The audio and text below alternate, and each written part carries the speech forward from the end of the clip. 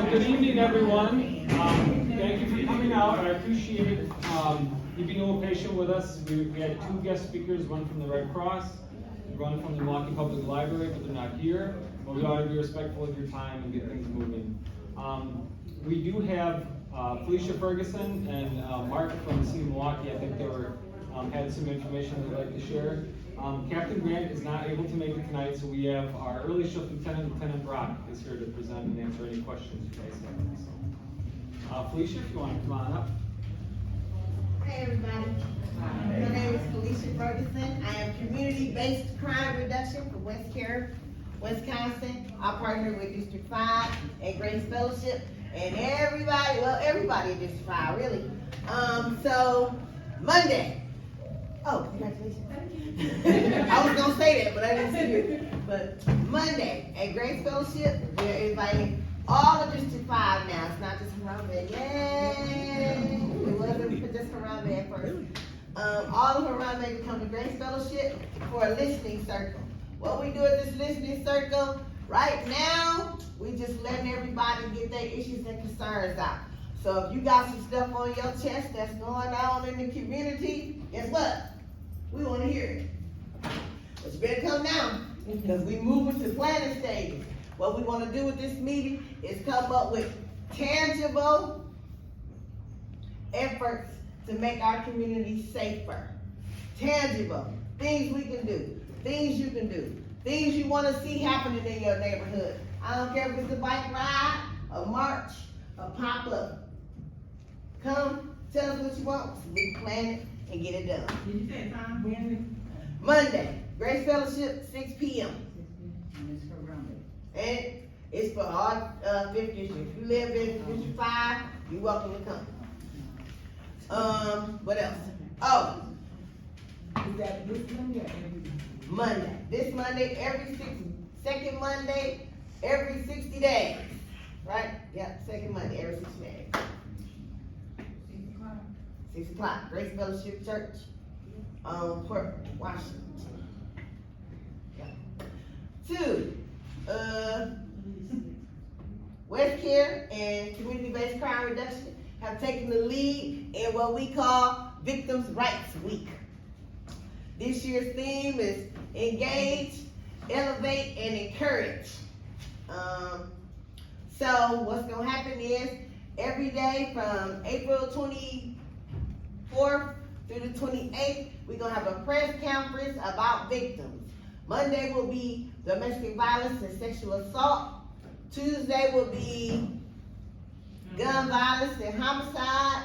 Wednesday will be the effects of mental health on the victim. Thursday is reckless driving and non-fatal crimes. Non-fatal crimes. I want to make a point about non-fatal crimes. Non-fatal crimes is anything that happened to you that was criminal and it didn't kill you. You are a victim. You do have rights. Friday, we'll be doing human trafficking.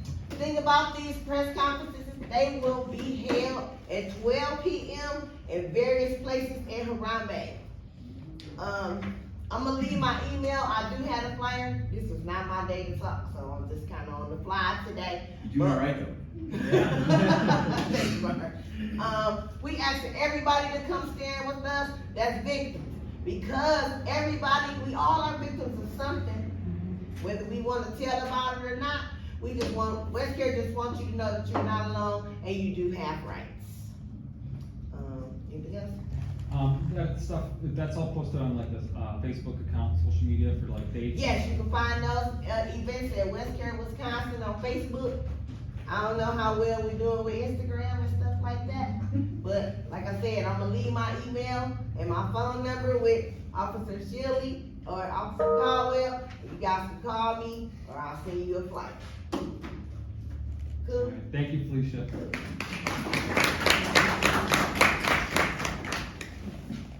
Come on, Mark.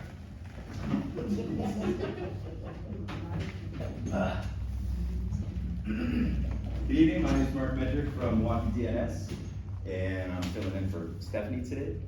But I just got the deets, as we call them, on how anybody can access up to $40,000 of HUD money for lead abatement for your home. So I'm going right off the flyer that they have. Here are the elements, it's up to $40,000 per unit. So that applies to me, apartment building too, but here are the requirements. I'll just quickly go through this. And then I thought it would be good if I send this information to one person and they can send it to all of you that are interested, all right? Here's what is required. The property must be built on or before 1978. You must be current on your property taxes. You must have at least one bedroom. You must have homeowner's insurance during the abatement process. The property must have no open building code violations, and the owner must be available to join an inspection with the lead inspector. So if you're willing to do that, I will let you know there is some paperwork you gotta fill out. There's probably a dozen pages of stuff you gotta fill out, but to get 40 grand of taxpayer money, you gotta expect to fill out some papers, right? But it's grant money, you don't have to pay it back. Yes, ma'am? Income based? Yes. I think it's 80% of poverty, I think. Just shooting off the top of my head, I don't recall where I got that from. But if you wanna go to milwaukee.gov/ all caps, C as in Charlie, L as in Lima, and then 3 P's, P, P, P. That'll take you, it's not the simplest process, so I asked around today and I got walked through how it goes, so I made a little flow chart. I took little snips, if you guys are familiar, I took little snips from the web pages, and then I walk you through it. So I will share that information with who would be the best one to do that with. I'll connect with you. Okay, I'll just reply to your invitation today. And so I have 3 different, well, like I said, there's a number of forms you have to fill out to get to the money, but it's free money, you don't have to pay back, right? If you meet the income requirements or your tenants meet the income requirements, 40 grand for lead abatement. That's all I have. Thank you. Sure. You got anything? No, go for it. Hi, guys. Hi. So, my name's Ray. I'm the second shift lieutenant over at District 5. And just so you guys have a little clue of what I do, I sit behind the desk all night, and when my cops have a question and they don't know where to turn, they gotta come and ask the boss. So, I have kind of a boring job, but an interesting job. I also field a couple of phone calls here and there from elected officials, people in the community that have a specific concern. And it's kind of my job that if a fire is starting, I get some guys in the area to put it out quick, fast, and in a hurry. So I do enjoy these little trips just to get out of the office and get a little bit of fresh air. My captain kind of sprung this on me at the last second, and I'm a good guy. I love my boss, so my only reaction is, of course, Captain. So I did have to jot a few notes down, so I'm going to try and follow along with some notes. Not too many. I think this will be a good balance of filling you guys in on what we got going on in the district, and not staying out too late. I've seen these, but I've never actually used There's a one. laser pointer on it too if you need it. I don't make that much. Oh, there we go. All right, well, our guest speakers didn't show up. Nope. I hope I'm okay. All right, so I'll run through some of the numbers, the statistic numbers that we got going on. For homicides, we have all of these numbers that I'm going to talk about are from this time last year to now. So the first quarter of 22 versus the first quarter of 23. Homicides, we crept up 1, considering the mild winter we had. It's probably not the worst case scenario, but I'd still like to get it down to 0. For rape or sexual assaults, I noticed there's a 29% climb year over year for that. And just so you guys have some context, 2 things that kind of add to those numbers that happened in this quarter is, for one, the Sojourner Family Peace Center is in our district, and they do take a lot of walk-in complaints for sexual assaults, child abuses, things of that nature. So the call may start in District 5. That doesn't necessarily mean that it occurred in District 5. I have one other one. Oh, that also includes late reporting. So we may have somebody come into District 5, and it may have indeed happened in District 5, but it may be a situation where a victim said, hey, I didn't report this, but several months, several years ago, or many years ago, this happened. Well, when that report gets generated, that's how it's gonna show up on these numbers, but, me sitting in the desk that I do and seeing the reports that come through on a way too regular basis, I can assure you there's, no serial rapist running around in the district, as far as we know of, so. So that's good. Robberies, we are down just a little bit, down 5%, and I'll take whatever improvement we can get. Aggravated assaults, 296, down from 377 same time last year. And again, with the mild winter that we've had, I think that's a pretty good sign. Human trafficking, no arrests, no investigations since last year. Burglaries, we had a little bit of a spike. I was able to talk to one of my officers that does a lot of the follow-up for the burglaries that happen in the district. And he told me a couple of noteworthy things. For one, just last week, he got 3 different burglars in custody. So, and usually if they make it onto his radar, those are guys that are doing multiple robberies and just not getting caught for a while. But Officer Maddie has just a good knack for investigating. We are all lucky to have him on our team. So he got a couple of guys last week, and he also told me that a lot of these numbers are with vacant houses, scrappers going in for copper, just seeing, you know, whatever's left over from maybe a previous tenant or homeowner and seeing what they can get. So he also said it's very sporadic. There's no real hot zone or particular area that they're hitting. Excuse me. Yes, ma'am. Can I go back to human trafficking? and Sure. ask, so, these are arrests, correct? Yes. Okay, because I know organizations that are in existence that are fighting this human trafficking battle, so nobody's being arrested, I think. Correct, at least not in this quarter. But yes, I know that our human trafficking team that works out of the Sojourner Family Peace Center, is very active all over the city. And we are certainly benefiting from some of their police work that they're doing. But again, their whole goal is, you know, outreach and getting victims out of that lifestyle and hopefully getting them into a better place. So, so this is reflective of, you know, none of my second shift or third shift guys are out in the middle of the night, picking up, you know, prostitutes on the street or anything like that. So, but again, the team out of Sojo, very active, very busy, so. So you make a distinction between prostituting somebody, and human trafficking? In the numbers, not really. I think they've been condensed this way, and I think it's named that way just more as a reflection of people being in circumstances that they probably themselves not really want to be in. So, and a lot of that came with our team at Sojo. Yes, ma'am. Hi, I'm going to jump the gun, really quickly. Sure. Because she's a little testy right now. I'm concerned about, the crime. As far as reporting dope houses in the community, does Milwaukee partake in the, I was reading about it online a few weeks ago. There's this, I forget what city, but they have surveillance that can surveillance.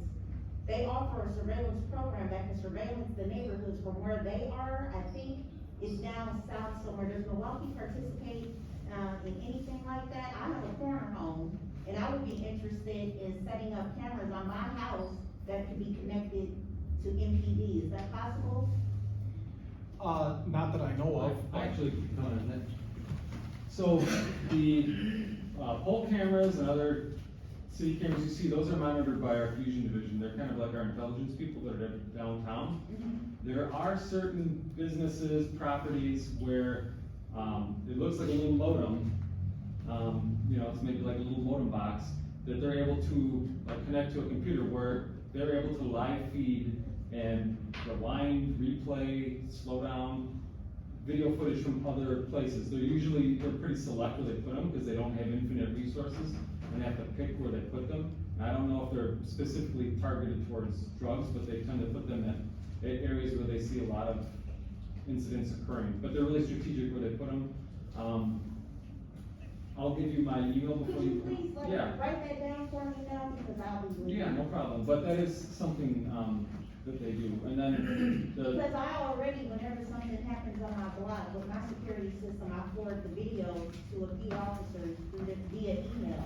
But I wanted to know if there was a camera program associated with MTV, or if they're a part of any of that surveillance, programs from out of state that could be implemented, you know, via the use of a house. Because if so, I'm available for that. Yeah, I don't know of a larger citywide network that they do that, where they can, you know, just like an open stream, you know, people, you know, sending in stuff like that. But like I said, what I do know information on is our Fusion Vision does have capabilities to utilize other people's existing camera systems to. You can write down your email, and then once I, get home and go through my search engine on the computer, I'll forward you that program. Okay, I will give you my card, but then also my email is also on the contact guide, I'm Officer Colwell. Okay, thank you. Yeah, and on that note, I know my guys have been super excited, just at the footage that they've been getting off of Ring cameras, and I guess this has been going on for at least a year. I'm kinda new to the whole Ring thing, I finally got one on my house maybe a year ago. But I know my guys are at no shortage of stories where they come in and say, okay, yeah, this crazy scene happened, we didn't really know what happened, but we got some really great footage from a doorbell camera. So, anytime you can have those and either reach out to an officer, or hopefully they're coming to knock on your door as part of the canvas. Yes, ma'am? And there are some places in the city that have cameras, like on Villard, where they had an Operation Greenlight, and then those cameras are directly to the Fusion Center, and like they're supposed to be a deterrent, and they work with the businesses and all that, so. But I know that was just a pilot program, they did it starting on, with the Villard Avenue bid, and they were looking to expand it, I know it just started last year. Yes, and we do have, Captain Grant, she is requesting, I think it'll be about 30 Blink cameras.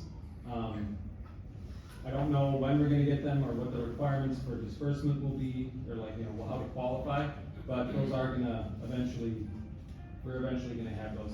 And then there are things through Common Council, like the Alert Neighbor program, where you can write for it.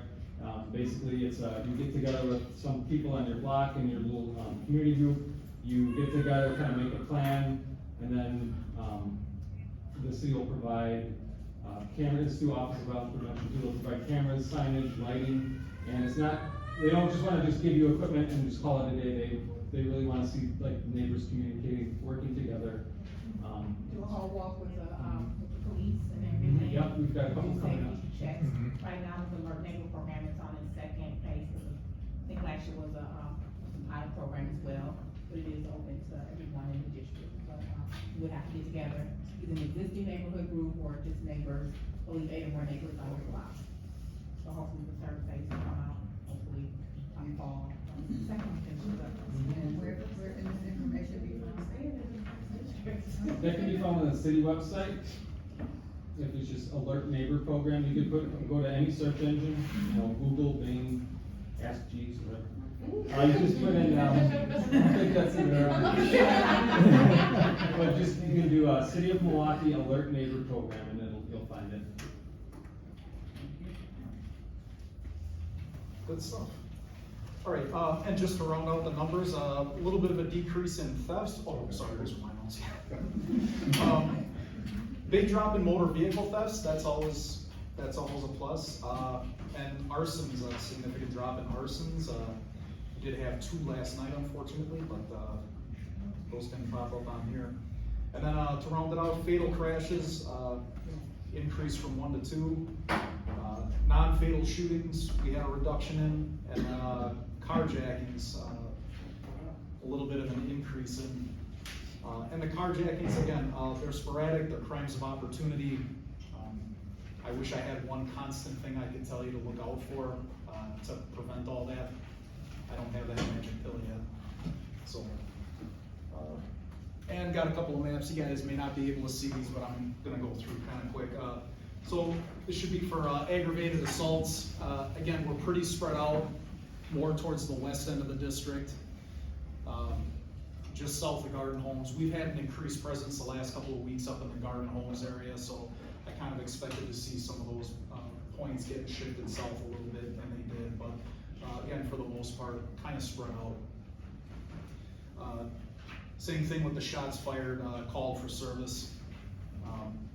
That's just a round the clock issue that we're always trying to respond to. I will say this, please do call if you hear the shots fired going off. We are lucky to have this shot spotter system and really expensive microphones placed all over the district that get us to hone in like within 6 inches of where a shot was actually fired. But that can't give us a description. And if you can be a good neighbor and you peek out your window and you see even a vague description of, say, a car or a person walking off, that is a tremendous help to the guys that are responding to the area. And I can speak definitely for the third shift. There's a couple of officers that typically they're not getting sent to assignments unless it's a shots fired type of thing, and they go to all of them unless they are really tied up on something. And the amount of chases and the amount of follow-up that those guys get into and the amount of information that they're able to get is stunning. And again, if they have that little bit of a description and they're coming into the area and the only car in the area that's running matches that vague description, that's usually enough for them to go conduct a stop, or unfortunately in a lot of cases attempt to conduct a stop, because it turns out after people are breaking the law, they tend to run from us quite a bit. So, but again, every little bit helps. Robberies. A little bit of a concentration on the west end of the River West neighborhood, but again, like all the other stuff we have for the district, really quite spread out. No real MO that I've heard of recently, no particular crew that's out doing a good majority of these robberies. They're just crimes of opportunity. And the biggest advice that I can give you on that is just be alert, be aware. I'll never tell anybody don't go walking your dog at whatever time of day you want. There's obviously better times and potentially more problematic times to be walking your dog, but this is your home, this is your city. I'll never tell anybody don't take your dog for a late night walk. And I will say, be a good neighbor. And what I mean by that is, when you're walking along and you see somebody and you're not really sure what their intentions are gonna be, just looking at them in the face and saying hi goes a really long way. And I've known that for years. But what I've discovered recently is a couple of videos that kind of end up in my feed is people are doing interviews with convicts in the prison system, people that are in there for burglary, robbery, things of that nature. And they're asking them, how did you pick your victims? And one of the resounding things that comes across when they're talking to people that have been convicted of robberies is they're looking for people that are kind of shy, that would always look down, that had their face in their phone, that was more worried about what was going on the face space and the Twitter bug than their actual surroundings. And most of them mentioned, if they just looked up and acknowledged me, I wasn't going after them. So now that's really from the horse's mouth. I think that's really good intel to have, and it seems so simple, but it's very good. It's very good information to have. And again, I boil that down to just being a good neighbor. If you're in your neighborhood walking around and somebody else is too, it's probably their neighborhood. You should say hi to your neighbor. Yes, sir. When I was a kid growing up in Milwaukee in the 70s, that was normal behavior. You were kind of expected to look at your neighbors and say hi. Yeah. All right, what else we got? Motor vehicle thefts. All right, again, a little bit of a concentration down in the Brewer Hill area. I know at one point back in February, we did have a group of kids that was targeting that area pretty hard for vehicle break-ins, but not so much for vehicle thefts. Vehicle thefts creeping up a little bit in that area.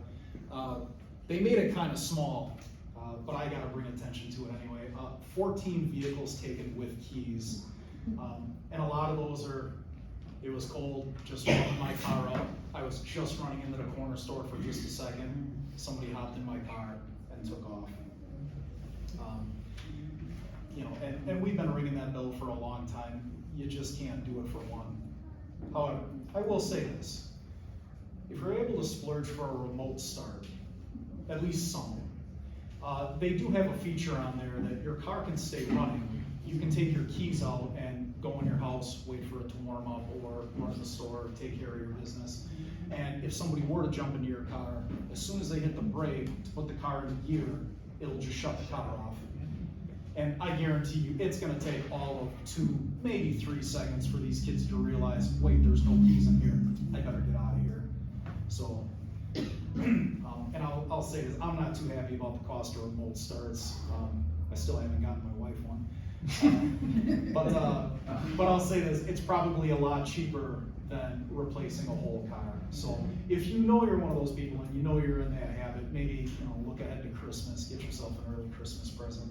And again, talk to whatever techie guys actually install them to see if they have that feature, but I believe it's called the valet feature. So hopefully that'll help.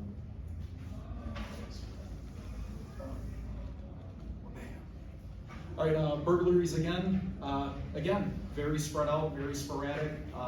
3 guys in custody last week, all for burglaries, and mostly they're hitting vacant houses. So, and this is our traffic stops that we made over the past month, 434. And one of the things that's always stressed to us that I like to pass on whenever I can is our compliance with our Collins agreement that we're under. All those have a legitimate reason for the stop. And it really has been that way for years, even before the agreement, that if an officer pulls you over and they're going out with the stop with the dispatcher, we have to give you that reason of why we pulled you over. So, but they reiterated it in our agreement, and we're sticking to it. And although there is no slide for FI stops on here, even though they're kind of rare nowadays for as busy as we have been, same thing goes. If we're stopping somebody, we have a ton of reasons available to do so, and if it's nothing too major, we like to get people on their way, whether it's a traffic stop or an FI stop. So, I think. All right, another note about illegal dumping. What is that? Oh, I'm sorry, field interview.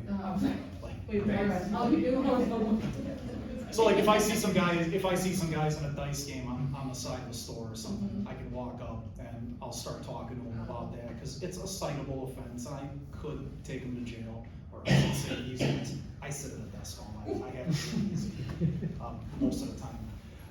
But that's our legal reason, is because we suspect them of illegal gambling, at which time we go and talk to them, and 99% of those times we're just like, hey guys, get out of here.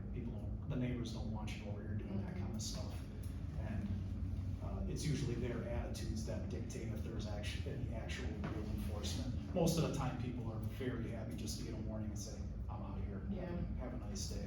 So, which is a win-win for us, because these guys don't like doing that paperwork either. So, other than that, just ending with illegal dumping. If you see it, call the city. We take that as seriously as anything else. Oddly enough, the only 2 or 3 times that I've actually come across this,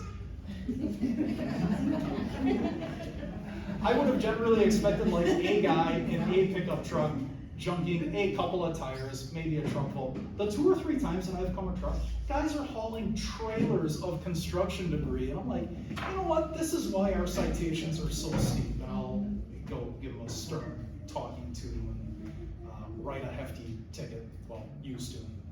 Again, desk job now. So, but definitely, if you see it happen in your neighbor's yard, or even if you didn't see who did it, and you just see that something got dumped in your neighbor's yard, or if your neighbor happens to be a vacant house, call the city. We would certainly like to get rid of that. We don't want any of our properties accumulating a bunch of other people's junk. So, especially when we have the service center on 38th and Lincoln that can organize it and take it away for us. So that's all I got. You guys got any questions for me? Yes, ma'am. Yeah, a few months ago, they narrowed King Drive at Berline for safety. Since then, we had shortly after that, we had 2 accidents, one was a fatal. We had our fence taken out twice. I had my car taken out last week, parked 2 weeks apart. And this past weekend, they took out a whole bus shelter. How did they narrow it? Is that where they're bringing the curves way out into the Right, first they make lane? it 4 lane down to 2 lane, and then there's a parking lane. But instead of, they just pass in the parking lane and then run the red light or whatever. But anyway, whoever took the whole bus stop out had to be coming from the west and took out the east, southeast, and it's gone. The whole thing's gone. And apparently they walked away. I don't know how they could. Well, I'll take that as a plus any day, but, again, just with the accidents, probably a little bit out of the realm of the police department. Maybe a call to your alderman. I do know that that's a relatively new idea that just started rolling out in the last couple of years. So I don't know how willing they'd be to start going back on that. But again, that sounds more in the wheelhouse of, your older person or a DPW. Actually, just last week, they said they're expanding it down on Walnut Street, so they still think it's working.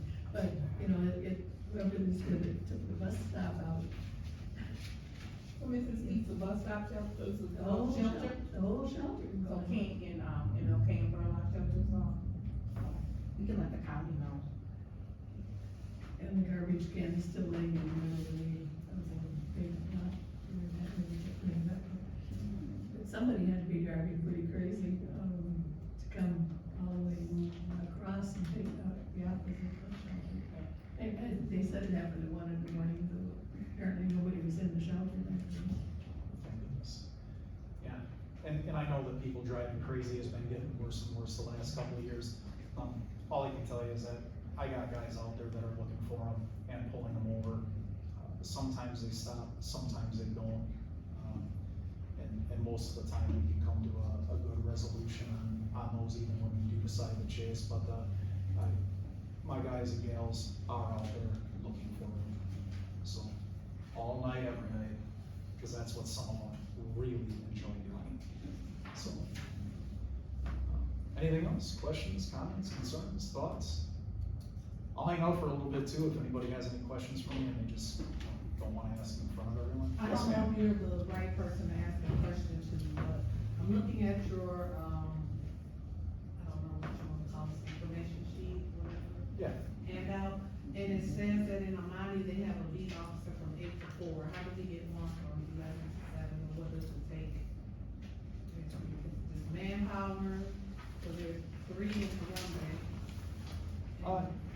Yeah, right now it is a bit of a manpower issue and shifting people around, and I believe we have one deployment that just finished up, and I think we're rolling into another one, which should be that Amani foot beat.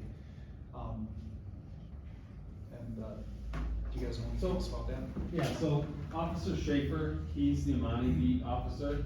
He is day shift, so his hours are 8 AM to 4 PM. We don't currently have the staffing to have one throughout the entire day, because those officers are needed for, taking assignments. So Amani does have a day shift, beat officer. We'd like to have him in every neighborhood 24/7, but we just don't have that. I mean, we do have Officer Schaefer, he goes to a lot of the, Amani meetings. So And what I that's in the asked area. was, how do we get one? Is it just a matter of staffing? Yes, we do Cause not. you have 3 in Harambe, can we just borrow one of theirs one day? I don't know. How does it go? How do you decide who gets a daytime, who gets a nighttime? How does that work? Do you know, or that's just not? People that work downtown that look at maps all day, every day, and just take in all the data and essentially try and do the best they can with what they know we have to offer. So, sometimes we do have, overtime deployments. I know that's one of the deployments that I was just talking about, where I know one of those is coming to an end, and we're rolling right into another one, and, one of those is a foot patrol, and is that for Garden Homes yet? The one currently going on is for Garden Homes. So if you've been up to 27th and Atkins, Atkinson, Port Sunlight, that area, you've seen officers up there more. That's specifically what they're there for. They're not out taking assignments, you know, somebody's breaking into my car, they don't get sent to that. They're there for presence and to, address issues right in that area. Will these be the same, like bicycle officers too? Or are those gonna be different coming up with the changing weather? Typically, with the guys that are signing up, on their off time to go work in the garden homes, those guys are gonna be on foot. If there are any bicycle trained officers, they certainly are more than welcome to take their bicycles out. And coming up in the next few weeks, I would say it's a pretty safe bet. You're gonna start seeing a lot more of them around. As long as it doesn't get too cold at night, we really encourage our guys to get out as soon as they can in the season, and they really do want to. I guarantee it, every cop that you see on one of these mountain bikes out here wants to be on that unit, usually because they're an avid biker outside of work, and they really do love that gig. And as long as the temperature is above, I wanna say about 40 degrees is the real big cutoff, but certainly above 50 degrees, those guys are all over it. They absolutely wanna get out there on their bikes. So, you'll certainly see an uptick in that. But you're mainly wondering about Amani from 4 PM to like 7 I PM just or wanna know if we're 11 gonna PM? have an evening person, cause as it gets, as school breaks, you know, stuff start picking up. Sure. As far as I'm concerned, I don't read the maps, but in the evenings, and then also our officers still gonna be going through alleys and doing alley checks and, you know, I know y'all ride the street, but. Yeah, Okay, no, they're getting out there and, okay. you know, every block's a little bit different. And if some good intelligence or some good contacts can be made in an alley, then my guys will be in an alley. And if it's a little bit more public setting with a string of stores or like a gas station, they'll be out front, because I want those guys to be seen and everybody to know that they're there. So, but I can certainly look into that and. we'll Yeah, see. he knows about one of my issues, and we're still. Well, sure, and. And we can talk about it. We've been getting good progress on that. Huh? We've been getting progress on that. Yeah, good. I see them spread out. They move around. Oh, do they? They're not gone, but they're. Alright, I'll follow up with you. All after. right. Yeah. Yes, ma'am. I know we came in late, can we go back to, and I missed a couple of meetings, to 27th an hour, can we get an update on that location? Is it Oh. the same, has it gotten better, what is that? So they're currently in, 27th an hour, talking about the corner store, correct? Yeah. So they are currently we were able to get them in nuisance status, so it's currently a nuisance property. So that's, oftentimes it's pretty hard to get them into a nuisance status. Certainly certain types of calls, certain types of, results can get them in that status, and they are. So that's hurdle number one. So now every time officers get sent out there for, you know, it has to be a certain thing, like it's like a robbery or, you know, vandalism, noise nuisance, loitering, stuff like that. For the time that those officers are, you know, arrive on scene, actually is it dispatched or arrive on scene? Arrive on They scene. Arrive on scene, so it's the clock starts when they get there till when they leave.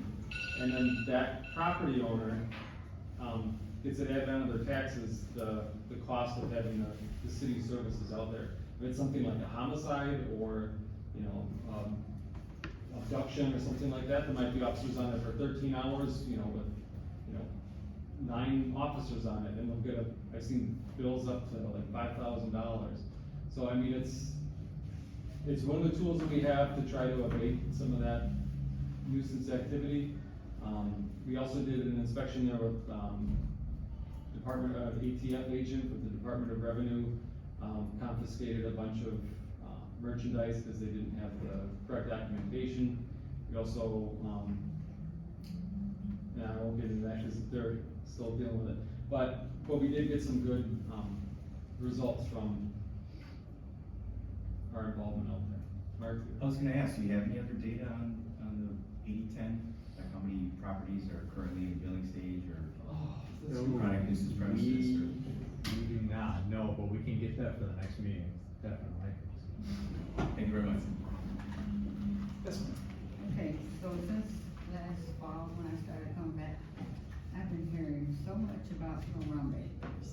And it's clear that there is a lot of involvement with Harambe, there are a lot of resources that have been committed to Harambe. Well, I live in Rufus King, so I'm just wondering, I mean, where do you start to try to get our neighborhood involved in some of this stuff? Well, as far as like starting a block watch or just getting us in the area more, as it's been a while since I've been asked about like a block watch in particular. I can tell you they're hard to start, but certainly do pay dividends. As far as getting us in the area, it's just tough. I wish I had a great answer that everybody would like. I don't have that answer. So I hate to say we're probably needed the most where the flare-ups are starting, and then it's kind of sporadic on how we're able to deploy our resources. For instance, one of the things I do, try to remember to do almost nightly, is when I come into the office, I'll look up our shot spotter activations for the last 72 hours, and I'm looking for some kind of pattern in a small, tight little window, like maybe a 2-hour window. And if I can see that, okay, in this 2-hour window, in this 2-block radius up here, the last couple of nights, somebody's been shooting. Now once, I usually like to chalk it up to somebody's playing with something that they shouldn't be. But a couple of nights in a row, it tells me, okay, maybe something's percolating over there. We should probably get on that. And I'll try and get officers over into that area for that very narrow window. But again, all my guys are in demand pretty much all night, every night. And it's a juggling act, and I wish I had a better answer for you. I understand, I don't hear gunshots like that, you know, so I understand that.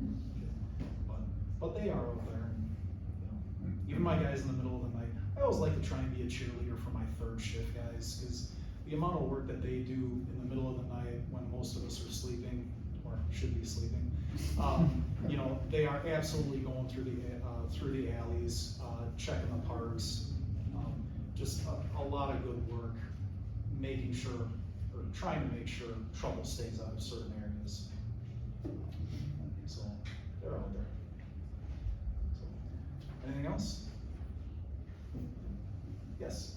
Speaking of third shift, there was a fire 2 doors down from me last night, and your officers came, and the young man that lived in the house that caught on fire, he's an adult, but he has some, behavioral health issues. The police were very gentle with him and kind with him, and walked him, got him out of the rain, got him to walk out of the rain and get into the car, and make sure that he got placed, and so I do wanna say thank you. Okay, They did great. a wonderful job. I don't know who the officer is, but he stood outside and he wanted to check to see if there was any other family around and if there were any, concerns, and he made sure that the young man got placed, I believe, with the Red Cross. His mother was out of town, and so. Oh, excellent. What street was that on? 24. 24th Street? Yeah, Okay. there were like 2 fires, like within a 3-hour period, one on 21st and one on 24th. So the fire department had to run, the fire inspector had to run, but he did put him in the car and talk to him and was able to, he said he was only able to set up with Red Cross to make sure he got housing. Okay, excellent. You see, that's the stuff my guys don't tell me about. Well, So I was getting filled in on arson always quite a tell bit. you, so Yeah. that's good. Awesome. Well, I'll track them down and let them know that people notice. So, awesome. Well, you guys really took it easy on me tonight. So, well, thank you very much for coming out. Like I said, I'll hang out for a few minutes yet if anybody else has any other questions. Yeah, you guys got anything? Yeah, I just want to add one thing, just as the weather is getting warmer. So in the community partnership unit, we deal with the nuisance properties, and we also deal with aftersets. So when people know or think there's an afterset location, please let us know, because it's hard for us to enforce it when we don't get calls for service out there. If we don't know there's cars blocking the street, you know, people outside drinking and stuff like that. You know, if calls or squads are going from assignment to assignment, you know, they get dispatched to assignment, they have to respond to it. But if you call and you say, you know, there's vehicles blocking the street, a squad will get sent out to there and they'll for sure investigate it. That documentation helps us when we later on, you know, sometimes weeks, months later, when we get the, you know, go through the process to get these, you know, houses and these party houses shut down. So please call. Hope Street. Since you guys have free airtime, if you would like, or your organization would like more information on illegal dumping, my office does it. We have like a 45-minute program with handouts, what it takes to get the $1,000. You need actionable evidence. You can't just have mail with somebody's address and name on it. You have to have first-hand knowledge, you saw it, you have film, you have a license plate number. But if somebody with that sort of actionable evidence is willing to testify, the city will pay up to $1,000 for that information about illegal dumping. We have, like I said, a 45-minute program to teach you the ins and outs if you're interested, or your organization. Okay, your name is Mark, but what's your organization? DNS Outreach, landlord training guy. I go by all kinds of names. Very good class too. Thank you.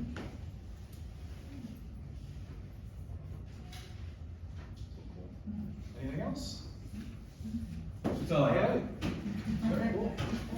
Guys, thanks again for coming out.